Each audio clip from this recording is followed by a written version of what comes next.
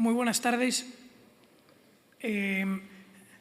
Voy a intentar ser muy breve y explicar rápidamente la iniciativa que hemos presentado. Estamos debatiendo una moción consecuencia de interpelación urgente, es decir, viene de una interpelación que la semana pasada le planteé a la ministra de Transición Ecológica, a la ministra de Energía.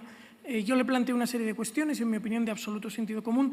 Ella contestó un poco con su programa político. Por supuesto, no respondió a ninguna de las preguntas que le planteé. Y la cuestión que exponía, bueno, en esta moción de hoy votaremos 10 puntos que propone Vox, que son de absoluto sentido común. Los vamos a pedir que se voten por separado para que cada uno de los partidos de esta Cámara tengan que mojarse en cada una de estas propuestas y así los españoles, quienes nos escuchan, quienes nos vean, puedan pedir cuentas a cada uno de estos partidos. Como introducción, es importante que todos sepamos algo que se palpa en la calle y se palpa en el ambiente. España y Europa, pero hoy aquí en esta Cámara nos concierne España, se encuentran en una situación en materia energética, también en otras, pero sobre todo en materia energética crítica. Estamos pagando los precios más caros de la historia de la energía y debemos preguntarnos el por qué. Durante muchísimos años en Europa y España también se ha llevado a cabo una política de centralización de los tipos de energía, de desdiversificación de las fuentes de energía que se utilizaban. En Europa teníamos el carbón, teníamos el petróleo, teníamos la energía nuclear, teníamos el gas, teníamos la hidráulica, tanto la de bombeo como la fluyente, teníamos la energía solar y la energía eólica. Todo este mix energético que nos permitía diversificar. Cuando unas veces convenía, centrábamos más el tiro en una, cuando otras veces una se encarecía, nos centrábamos en la otra. Y con esta mezcla, más o menos, que sobrevivíamos. Sin embargo, desde hace casi 30 años, se va imponiendo eso que se llama ahora la Agenda 2030, que es una estrategia por la cual vamos a descartar una serie de fuentes de energía, entre ellas el carbón, el petróleo, la nuclear. Y nos vamos a centrar solamente en las energías renovables. ¿Qué sucede? Que cuando el viento no sopla o cuando el sol no brilla, no tenemos energía. ¿Qué nos vemos obligados a hacer? A quemar gas, porque hemos derribado nuestras centrales térmicas, porque hemos ido apagando nuestras centrales nucleares. Y el gas está en precios históricos máximos, por varias cuestiones. Entre otras, porque el principal suministrador es Rusia, que nos está cerrando progresivamente el grifo y subiéndonos los precios. Y en esta situación en la que nos encontramos, quienes reciben la patada en el trasero de esa política supuestamente verde, de esa política de centrarse solo en unos tipos de energía, son las familias españolas, la industria española, todos los trabajadores españoles que ven cómo van perdiendo sus puestos de trabajo o cómo se encarecen los productos que compran cada día para sobrevivir. Porque esta política venía precisamente motivada por quienes ahora se están beneficiando de ella. Descubrimos que los principales financiadores de esas ONGs verdes, entre otras la del portavoz de Podemos, el señor López de Ugalde, presidente de Greenpeace en España, entre otras, estaban financiadas ¿por quién? Por Rusia. Sorpresa, el principal proveedor de gas a Europa.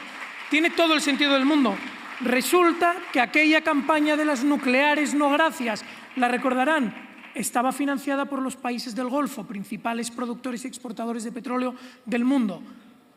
¿Se podía saber? Evidentemente sí. Era evidente que estaban dirigiendo la política energética europea en función de los intereses de unos pocos.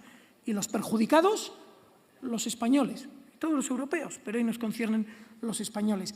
Así que, cuando Rusia contrataba nada más y nada menos que a un canciller de Alemania, primer ministro, contratado por una de las petroleras alemanas, contratado por una de las gasistas alemanas. Señores, el auténtico lobby llevado a su estado fundamental. Cuando vemos que Greta Thunberg recibe precisamente financiación y apoyo de lobbies que no responden a los intereses de los ciudadanos. Cuando vemos precisamente que esas agendas que se van imponiendo, esa Agenda 2030, no responde al interés de los españoles, responde a intereses de no se sabe quién, que además se niegan a revelar. Por eso tenemos que darle una vuelta completa a la política energética de España. Y por eso traemos hoy al Congreso 10 medidas muy sencillas, de absoluto sentido común. La primera, pregunten a los españoles, ¿qué prefieren? ¿Precios razonables de la energía o a Greta Thunberg? ¿Qué prefieren? Si, como dicen ustedes, en Vox somos unos locos, unos negacionistas y estamos solos, ese referéndum que ustedes convoquen lo ganarán. Nos quitarían la razón. Háganlo. Mucho me temo que los españoles dirán no a Greta Thunberg, pedirán sentido común y pedirán libertad. Por favor, segunda medida, elaboren un plan de contingencia racional para crisis como la que estamos viviendo. Un plan B. Si el precio del gas, del cual dependemos y con el cual producimos entre el 20 y el 30% de la energía de España, continúa disparándose, ¿qué vamos a hacer? Necesitamos un plan de emergencia. Tercero, soberanía. Es evidente que no vamos a ser totalmente autónomos, pero intentemos serlo en la medida de lo posible, todo lo que podamos, para evitar precisamente depender de la influencia de terceros. Deroguen las leyes climáticas. Cuarta medida, muy sencilla, centren el foco en los intereses de los españoles y no en los intereses de esos lobbies, no en los intereses de Gazprom, no en los intereses de Greta Thunberg, no en los intereses de Gerhard Schröder. Céntrenlos en los intereses de España, de la industria española y de los trabajadores españoles. Establezcan un marco transitorio para congelar la subida de los precios del CO2. Toda industria que emita CO2, sea para generar energía o sea para producir cualquier bien, tiene que pagar unos derechos por esa emisión de CO2. Cada año esos derechos se encarecen por ley. Paralícenlo, paralícenlo. Establezcan un sistema transitorio, ya les digo.